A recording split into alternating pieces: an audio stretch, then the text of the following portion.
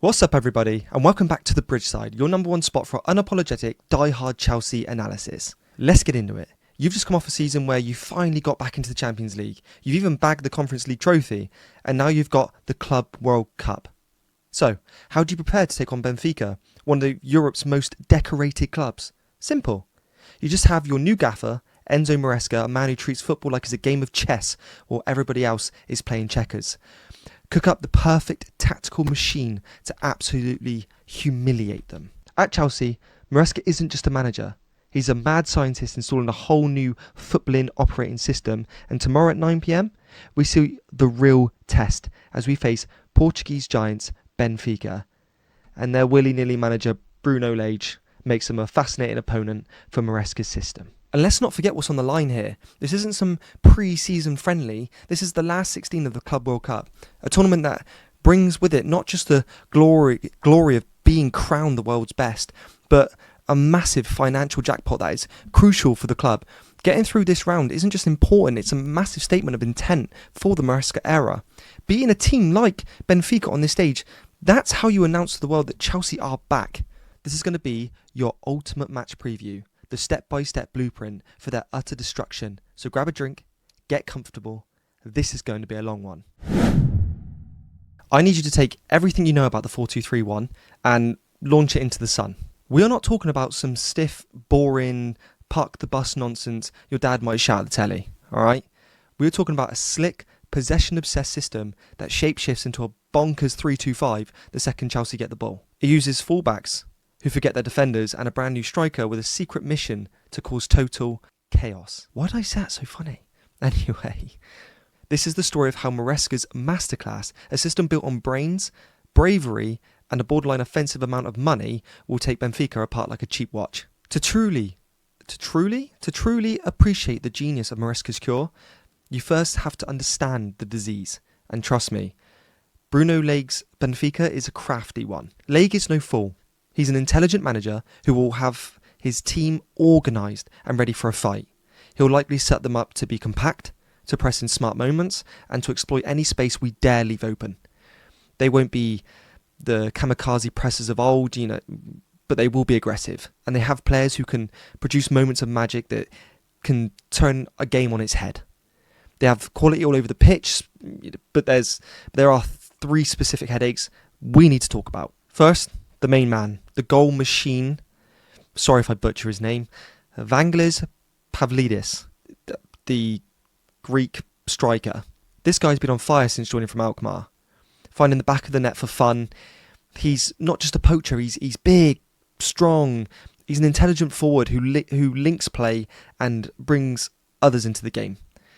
He is the absolute focal point of their attack, and our centre-backs, Tosin Adarabioyo, and even Levi Colwill will need to be glued to him for 90 minutes, or we'll be hearing the name Pavlidis in our nightmares, but I highly doubt that. Pulling the strings in midfield is Turkish maestro Orgun Kokcu. I think that's how you pronounce it. Let me know in the comments if I've just absolutely butchered that. But he is their creative hub. Everything good they do flows through him. His vision, his passing range, and his ability to create chances out of thin air make him a serious threat. He'll drift into pockets of space, looking to play those killer balls in behind for Pavlidis to chase. The battle between him and our midfield duo is going to be where the game is won or lost. And finally, the old warhorse at the back, Nicolas Otamendi. Yes, he's getting on a bit, and yes, we plan to exploit that, but you don't play at the top for this long without being a very, very smart defender. He's aggressive, he reads the game brilliantly, and he's the kind of player who will relish a physical battle. He's a leader at the back line, and getting past him will require more than just brute force. He's their rock, but every rock has a crack, and we are going to bring a tactical sledgehammer to hopefully destroy that crack. So, this is where Moreschi's plan kicks in and starts laughing in the face of their threats. All right, his entire system, his entire footballing philosophy is built on one simple, ludicrously expensive principle: iron-fisted control of the midfield. The foundation for that? Oh, just the most expensive double pivot in the history of the sport.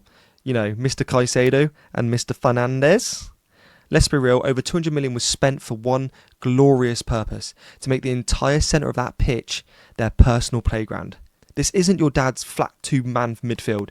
Enzo Fernandez, playing against his old club, will be the deep-lying maestro, the quarterback dictating the tempo with the arrogance of a man who knows he's better than everyone else on that pitch. His job?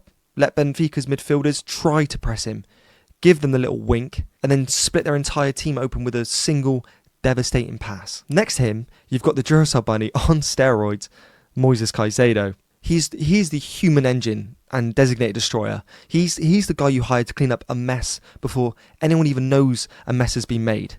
While, without butchering this, Kokcu is trying to weave his pretty little patterns. Caicedo is there to snatch the canvas, win the ball, and give it straight back to his partner in crime. This duo is literally how Chelsea not only break the press, but make a mockery of it. They want the opposition to push up because they are so confident in their ability to pass through the lines, turning the opponent's aggression into a giant, embarrassing weakness. The midfield locked down. Now for the truly diabolical part of Moreschi's plan, how the 4-2-3-1 becomes a monster when Chelsea have the ball. On paper, it's formation we all know. On the pitch, it contorts into a twisted, lopsided 3-2-5 designed to give defenders sleepless nights. Maybe this is why Felipe Luis, manager of Flamengo, couldn't sleep for 4 nights. The cheat code, the master to unlocking it all, is the inverted fullback. So while our captain, Reece James, gets to pretend he's a right winger and fly up to the touchline, the left back, Marc Cucurella, gets told to tuck inside and become a third central midfielder. It sounds simple, but this one little tweak completely breaks down traditional defensive structures.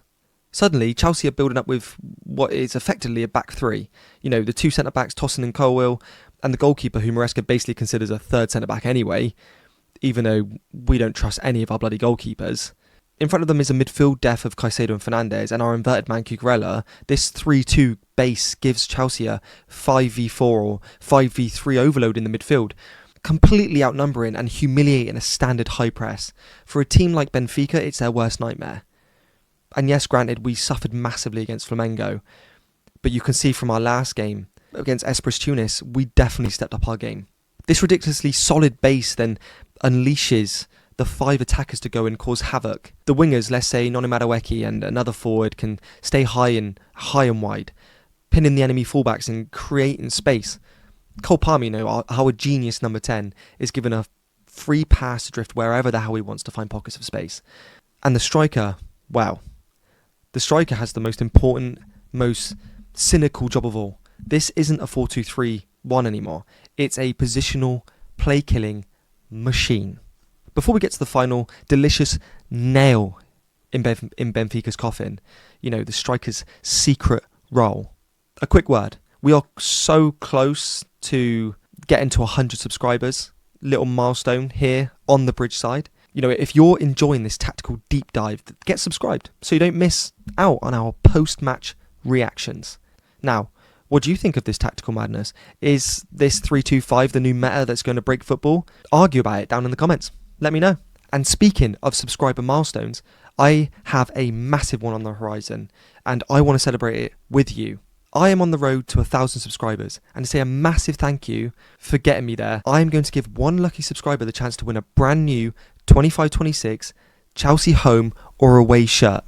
The winner gets to choose the kit, pick the size, and get it fully personalised with any name and number on the back you want. Your name, your favourite player's name, wow, that was Bristolian, your favourite player's name, even your name, who cares?